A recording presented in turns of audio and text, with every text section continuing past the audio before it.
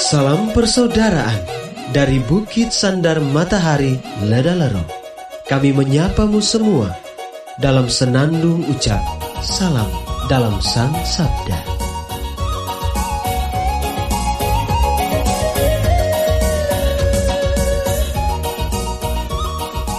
Bacaan Injil dan renungan hari ini, edisi 11 November 2020, Rabu, Pekan Biasa ke-32, disusun oleh Frater Denny Galus SVD dan dibawakan oleh Frater Irfan Bau SVD. Selamat mendengarkan. Apa yang terjadi dalam dunia ini? Hei bersaudara, umat Kristus, bintanglah ini.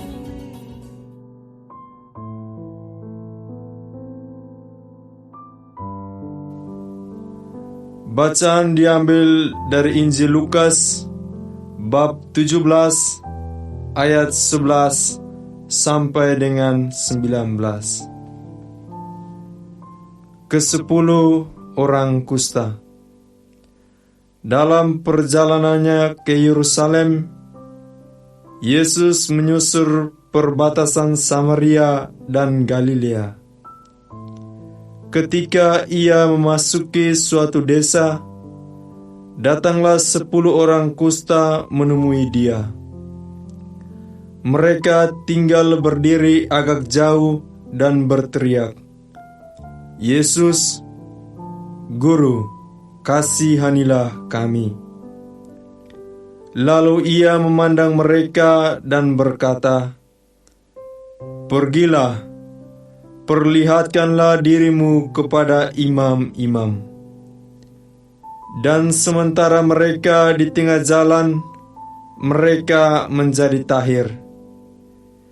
Seorang dari mereka, ketika melihat bahwa ia telah sembuh, kembali sambil memuliakan Allah dengan suara nyaring, lalu tersungkur di depan kaki Yesus dan mengucap syukur kepadanya. Orang itu adalah orang Samaria. Lalu Yesus berkata, "Bukankah ke-10 orang tadi semuanya telah menjadi tahir? Di manakah yang 9 orang itu?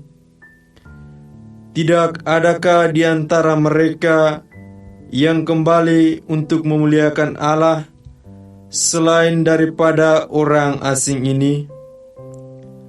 Lalu ia berkata kepada orang itu, "Berdirilah dan pergilah, imanmu telah menyelamatkan engkau." Demikianlah Injil Tuhan. Terpujilah Kristus.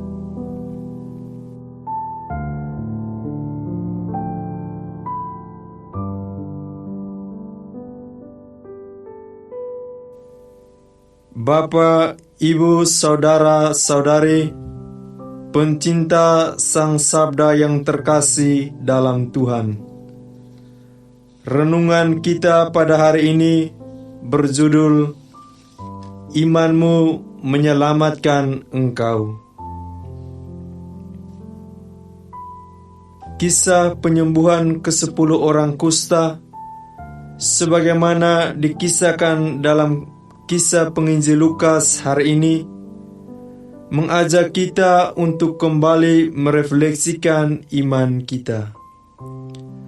Mari kita belajar dari para orang kusta ini. Pertama, iman orang kusta dalam kisah Injil ini adalah iman tanpa syarat.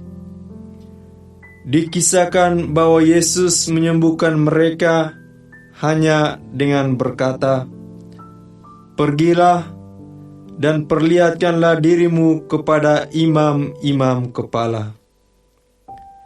Injil tidak menulis tentang keraguan sedikitpun dari para orang kusta. Tanpa banyak bertanya, mereka langsung pergi. Orang kusta pada zaman Perjanjian Lama dan zaman Perjanjian Baru adalah orang yang najis. Mereka harus disingkirkan, dan bahkan mereka sendiri harus memandang diri mereka sebagai orang najis. Karena itu, dapat dibayangkan apa yang terjadi pada mereka bila dalam keadaan kusta, mereka masuk kampung dan memperlihatkan diri kepada imam kepala. Tentu mereka akan diusir. Akan tetapi, para orang kusta yang menyadari keberadaan risiko ini langsung percaya saja pada apa yang dikatakan Yesus. Mereka tidak banyak bertanya ataupun ragu-ragu.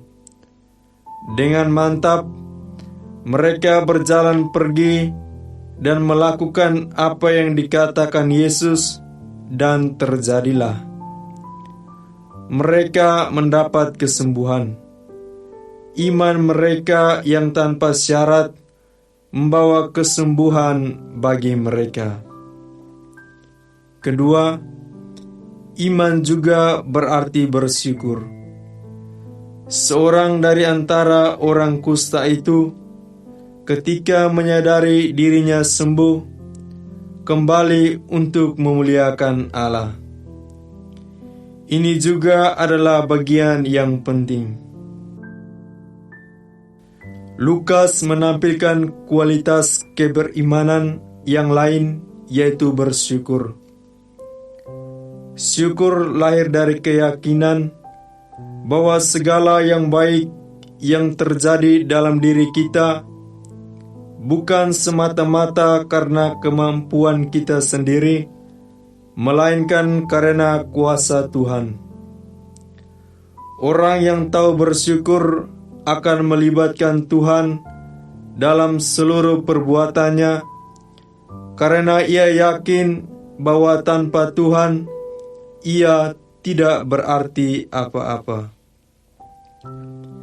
Kadang kita lupa bersyukur atas apa yang terjadi dalam hidup kita.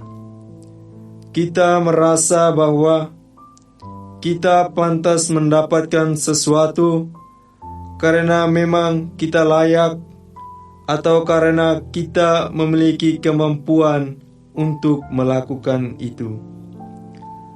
Kita lupa bahwa ada kuasa Tuhan yang selalu menyertai. Kadang ada banyak hal baik dalam hidup kita yang tanpa kita sadari atau sangka terjadi dalam diri kita.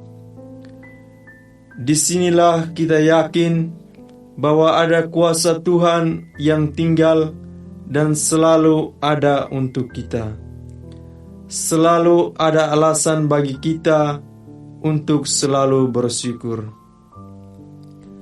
Pencinta Sang Sabda yang terkasih dalam Kristus, hari ini juga dalam persatuan dengan gereja sejagat, kita mengenangkan Santo Martinus, uskup dan martir. Santo Martinus dikenal mengalami keutamaan iman akan Kristus yang besar. Pada umur 10 tahun, Martinus diam-diam mengikuti pelajaran agama Kristen tanpa sepengetahuan ayahnya yang menginginkan ia menjadi perwira Romawi seperti ayahnya. Dikisahkan pula, dalam suatu perjalanan dinas musim dingin, Martinus memberikan sebagian dari mantelnya yang indah kepada pengemis yang malang yang sangat kedinginan. Karena tindakan belas kasihannya ini, Yesus memberikan kasih kepadanya dan menampakkan diri kepadanya dalam mimpi. Martinus kemudian memberi diri dibaptis. Pada usia 55 tahun, Martinus ditabiskan menjadi uskup di Tours, dan ia setia mewartakan Injil dan meneguhkan khotbah-khotbahnya dengan mujizat.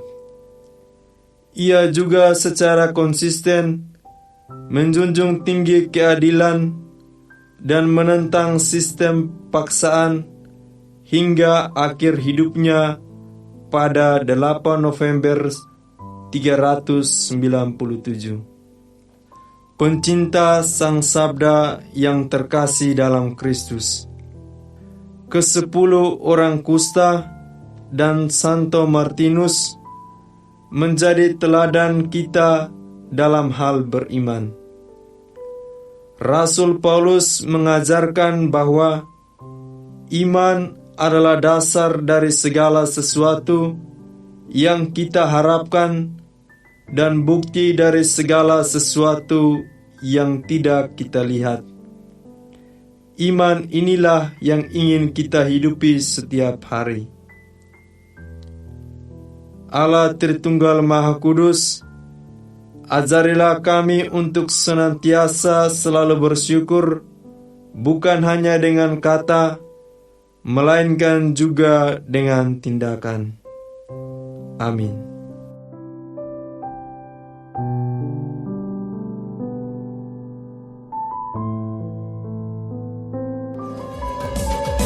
Hei saudara, umat Tuhan di gelombang moral. Sahabat-sahabat pencinta Sang Sabda, kita baru saja mendengar bacaan Injil dan renungan edisi hari ini.